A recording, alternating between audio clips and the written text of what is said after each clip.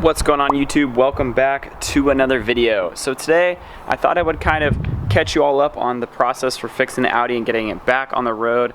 As from the last video, you saw that the supercharger intercooler on the passenger side had failed, and you can see that there is sort of you can tell that coolant's been through here and a little bit through this one. So I cleaned those out as best as I could without having to remove the runners and stuff like that. So right now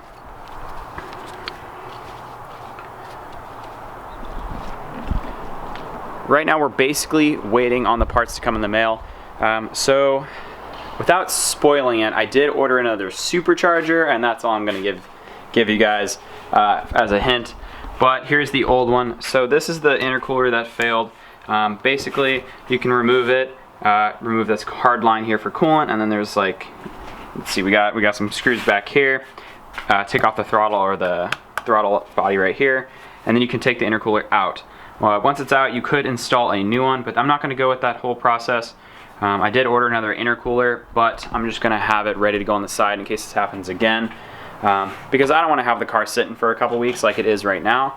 So in the mail, like I said, we have a new supercharger coming in. It is a used one. It has 70,000 miles on it, but I got a pretty good deal on it, and basically I'm waiting for that to be shipped from the other side of the country. I'm in California, so it's coming from East Coast, Northeast somewhere, and it should be here within the next week or so, and then I'm waiting to slap that on the car, and then we're going to be able to get the car running, kind of get it back on the road and ready to go for Big SoCal Euro, which is on September 1st. So that's kind of the next deadline I'm trying to have the car ready by. So hopefully I can get everything on the car in time for that show. So there were a few options that I could do to kind of get the car back on the road, as well as upgrading it. So looking at some of those options, such as having the blower ported, putting in new intercoolers. Some people say that there's an upgraded option. Well, there really isn't yet. That's been proven to be better than just the factory ones. So basically just throwing in new factory ones is an option. Running water meth as an upgrade in the future to kind of help with those intake temps and to kind of just help with cooling in general. I wouldn't really be looking at it as more of a power figure kind of a thing, or for tuning. I would mostly do it just as like a piggyback to kind of help the engine with efficiency. So looking at all those options, I did choose one of them. So we do have a supercharger on the way, and like I said before, once that supercharger is in back here to me, I'm just going to throw it right back on the car, throw the supercharger belt, get everything bolted back up, and then we'll have the car running again. I'm hoping to be able to still dyno the car down in Southern California at Big SoCal Euro.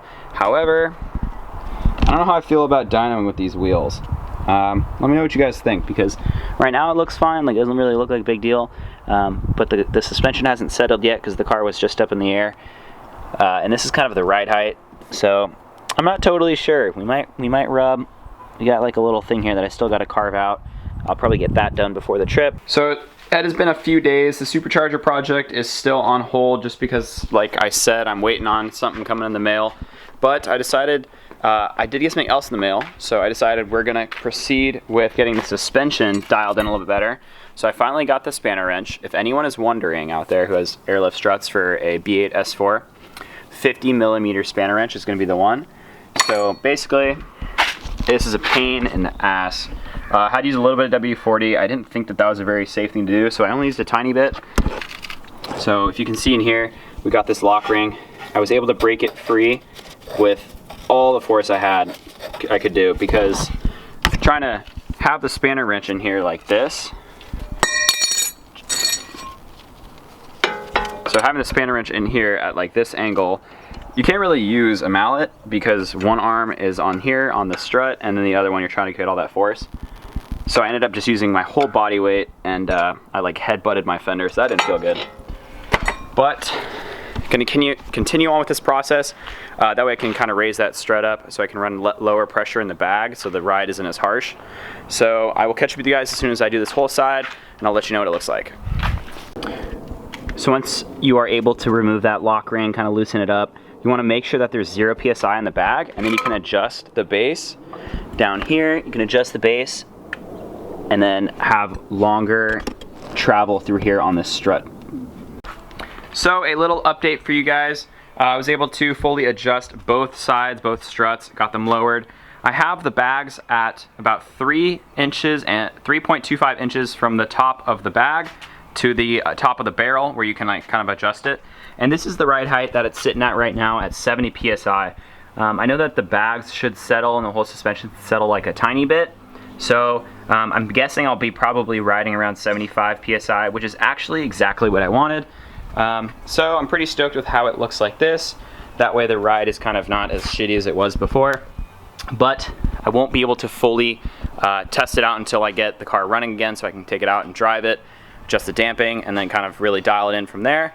But I'm going to leave it at this for the week, and then drive to Big SoCal Euro and get a feel for it, see how I like it. And of course I can make adjustments after that. So I know this has been sort of like a 5 to 6 day video, but I really wanted to take things slowly when I was dialing the suspension and kind of figuring out what was wrong with the car.